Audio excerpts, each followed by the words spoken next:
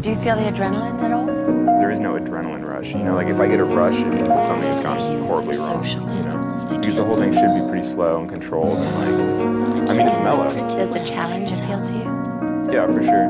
Or being able to, like, always being able to push yourself, like always having something bigger to do or harder to do, or anytime you finish a climb, there's always the next thing that you can try. This is Alex in the film Alone on the Wall. He's done more than 1,000 free solo climbs, but none were tougher than this one.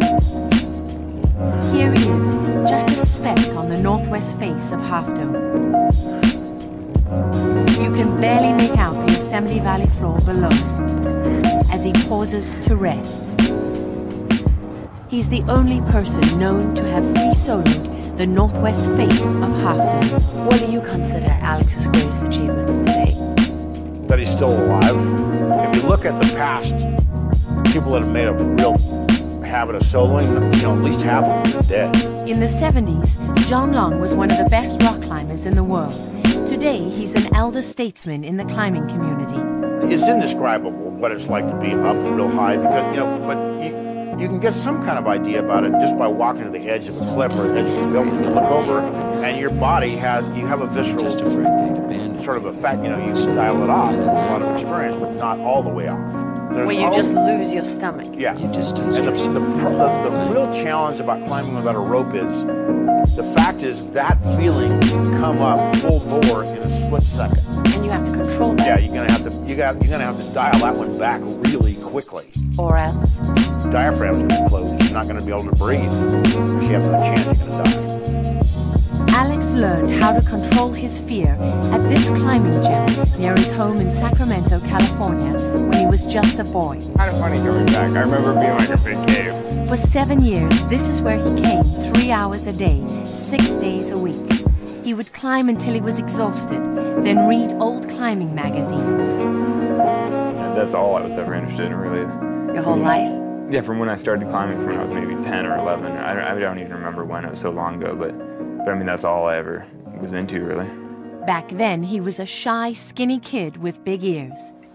Today, he's still skinny, but his 5'11" frame is 160 pounds of muscle.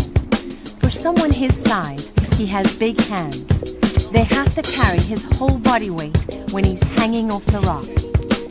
Yeah, pretty big fingers, so it's hard to get it into a thin crack. Show me.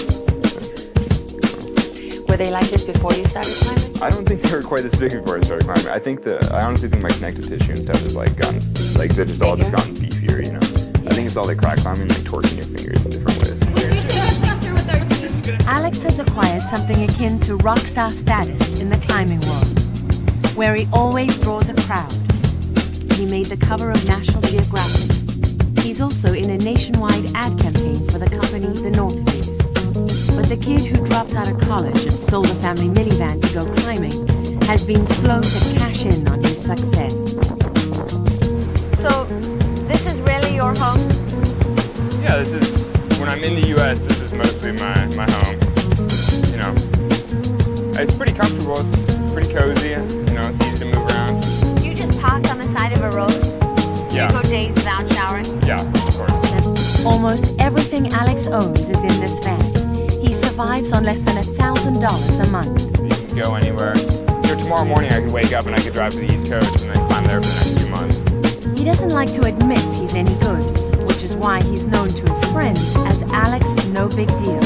You know, I'm not a very powerful climber. I'm more of an endurance climber. Like I climb these big, long routes.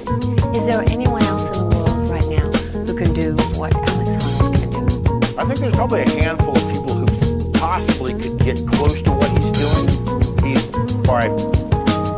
probably unquestionably the best guy alive today. To capture Alex free soloing Sentinel, we assembled a 6-man team of experienced climbers who would film at different positions along the route. We attached 4 more cameras to the wall and 2 60 Minutes teams set up on the valley floor. But as the climb got closer, Alex got restless. So the day before, he snuck off with his friend Peter Mortimer, an adventure filmmaker, to do something that would calm his nerves.